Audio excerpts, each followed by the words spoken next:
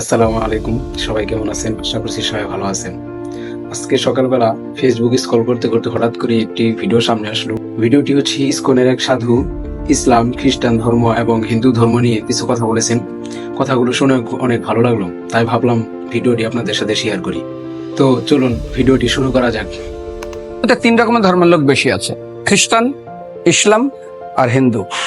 100 জন খ্রিস্টানকে যদি একই প্রশ্ন করে তোদের ভগবানকে, একবারই বলবে আমাদের ভগবান ঈশ্বর মসিহ যীশু খ্রাইস্ট। মুসলমানকে জিজ্ঞাসা করবে 3 থেকে 5 মানে মৃত্যুর আগে পর্যন্ত, যাকে এই তোদের ভগবানকে, একই উত্তর দেবে, ভাই আমাদের ভগবান হলো আল্লাহ। হিন্দুদেরকে যদি একই প্রশ্ন করা হয়, ভাই তোদের ভগবানকে, কনফিউজ। 100% হিন্দু 100% কনফিউজ, জানে না ভগবানকে। দ্বিতীয়ত, যদি তুমি মুসলমানকে জিজ্ঞাসা হয় তোরা মসজিদে কেন যাচ্ছিস, ওদের শিখানো হয় মসজিদে যেতে হবে নামাজ আদায় করার জন্য। সপ্তাহে ওরা 100% একদিন মসজিদে যাবেই। তুমি যদি খ্রিস্টানদের জিজ্ঞাসা করো তোমরা কেন কোথায় যাবে, কোথায় যাও না, আমাদেরকে একদিন তারা চার্চে যাবে। কেন? ঈশ্বরে প্রার্থনা করার জন্য। ওদের শিখানো হয় জন্মের থেকে, এটা সংস্কার। আর হিন্দুদের যদি জিজ্ঞাসা করে তোমরা মন্দিরে কেন যাচ্ছ, হ্যাঁ আমার ছেলের বিয়ে হচ্ছে না, আমার মেয়ের বাচ্চা হচ্ছে না, আমার বাবা হসপিটালে আছে, কালকের আমার মামলার ডেট আছে, আমার ব্যবসা খুব খারাপ, আমার শরীর খুব খারাপ। 99.99 হিন্দু জানে না মন্দিরে কেন আসা উচিত, তাদের ভগবানকে মৃত্যুর পরে কোথায় যাবে। মুসলমানকে জিজ্ঞাসা করবে মৃত্যুর পর কোথায় যাবে, বলবে ভাই নামাজ রোজা যদি না করি দোজকে যাব, অর্থাৎ নরকে যাব।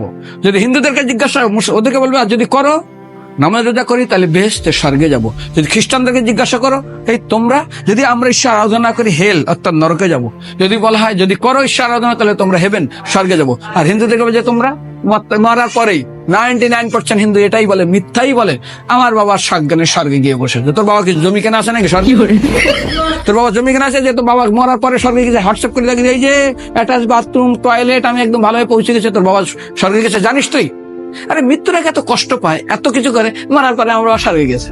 আরে যখন পুলিশে কোনো কয়েদি কোনো অপরাধীকে ধরে 2-4 ডান্ডা মারে, তারপর থানায় গিয়ে আরো ট্রিটমেন্ট করে, তারপরে কোর্টে বিচারে, তারপর জেল খাটে, মৃত্যুর আগে এত কষ্ট করে আমরা মারা যাই, মারা পরে আমার বাসার গিয়ে বসে আছে, ওর বাবার জন্য জমি কেনা আছে না, এরকম বলা যাবে না। এই জন্য আমাদের শাস্ত্র বলে পরলোকগত, স্বর্গীয় বলে না। তো আপনারা এতক্ষণ ইসকনের সেই সাধুটির কথা শুনলেন এবং তার কথাগুলো শুনে আপনাদের কেমন লাগছে কমেন্টের মাধ্যমে জানিয়ে যাবেন। এবং আপনারা অবগত আছেন যে আমাদের এই পেজটিতে ফানি ভিডিও আপলোড করা হয়। যারা ফানি কমেডি ভিডিও দেখতে পছন্দ করেন তারা পেজটি ফলো দিয়ে আমাদের পাশেই থাকুন। তো দেখা হবে অন্য কোনো ভিডিওতে। ভালো থাকুন, সুস্থ থাকুন। আসসালামু আলাইকুম।